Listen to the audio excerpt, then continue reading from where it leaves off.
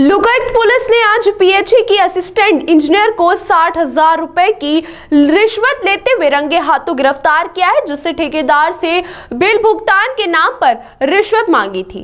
तो मैं आपको बता दें, लोकायुक्त पुलिस द्वारा भ्रष्टाचार करने वाले अधिकारियों के खिलाफ लगातार कार्रवाई की जा रही है। आज फिर लोकायुक्त पुलिस टीम ने जंतर मंतर के सामने स्थित पीएचई कार्यालय में असिस्टेंट इंजीनियर श्रीमती सुनीता मिश्रा को 60,000 रुपए की रिश्वत लेते हुए रंगे हाथों गिरफ्तार किया। इंजीनियर ने अक्षय पाटीदार नामक ठेकेदार से नल जल योजना में किए गए काम के बिल भुगतान के नाम पर रिश्वत देने की मांग की थी, जिसकी शिकायत ठेकेदार ने लोकायुक्त पुलिस को की थी। इसी के चलते आज लोकायुक्त की टीम ने ट्रैप प्लान बनाकर कार्रवाई को अंजाम दिया। दरअसल 2020 में नल जल योजना के तहत द्वारा 10 माह की अवधि में काम पूरा करना था, परंतु कोरोना में 4 माह लेट काम होने से करीब 10 लाख का भुगतान करना था, जिसको उलझाए रखा। भुगतान के बदले करीब 60,000 रुपए की रिश्वत इंजीनियर ने मांगी, जो लोकायुक्त ने रंगे हाथों ट्रैप कर इंजीनियर को धर दबोचा। जल जीवन मिशन में मैंने यहाँ पे एक निर्माण कार्य लिया था। घटिया ब्लॉक के 2 गांव थे मेरे पास, जितरखेड़ी और कालूखेड़ी।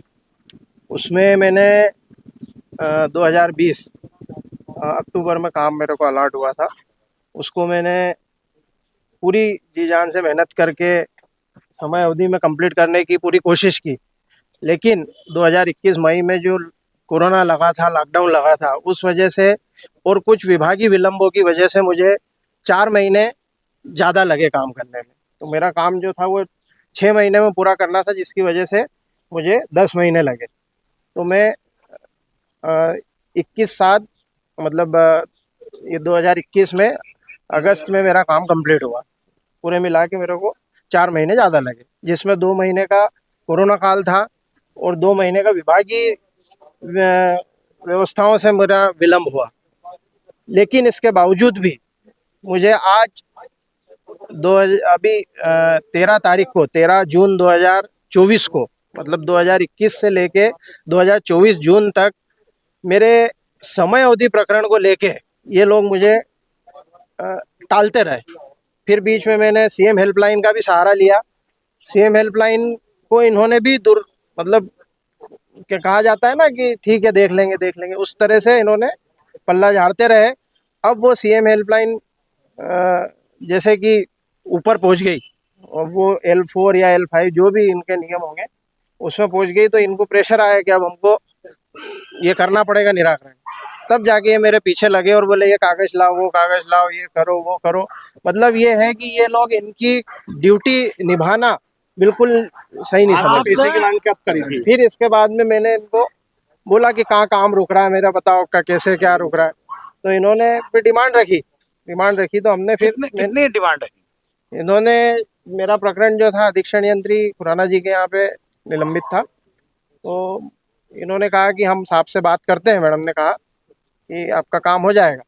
तो इन्होंने साहब का नाम लेके मुझसे 50,000 रुपये मांगे और साथ में ये भी कहा कि इसमें मेरा क्या रहेगा। तो मैंने बोला मैडम जो आप बोलो। तो इन्होंने बोला कि जो आपको ठीक लगे वो उसमें बढ़ा दें।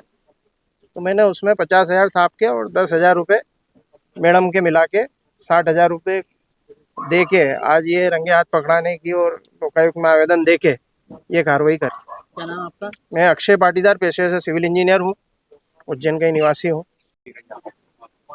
ये शिकायत करता है अक्षय पाटीदार।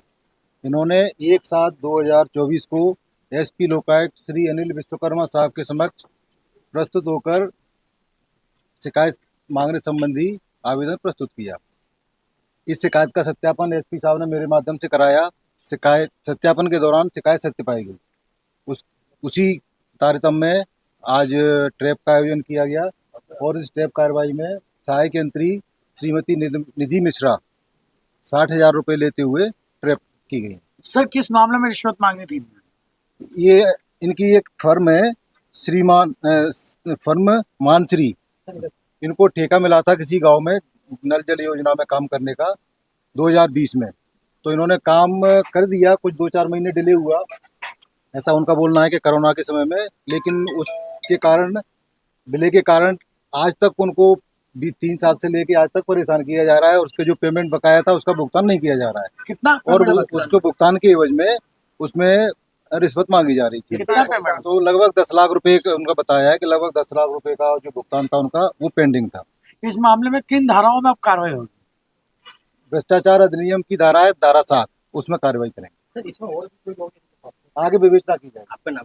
मेरा नाम राजेश पाठक है, डीएसपी लोकायुक्त उज्जैन में हूँ। ताज़ा खबरों के लिए सब्सक्राइब करें JSR टाइम्स और साथ ही नोटिफिकेशन पाने के लिए बेल आइकन को दबाएं।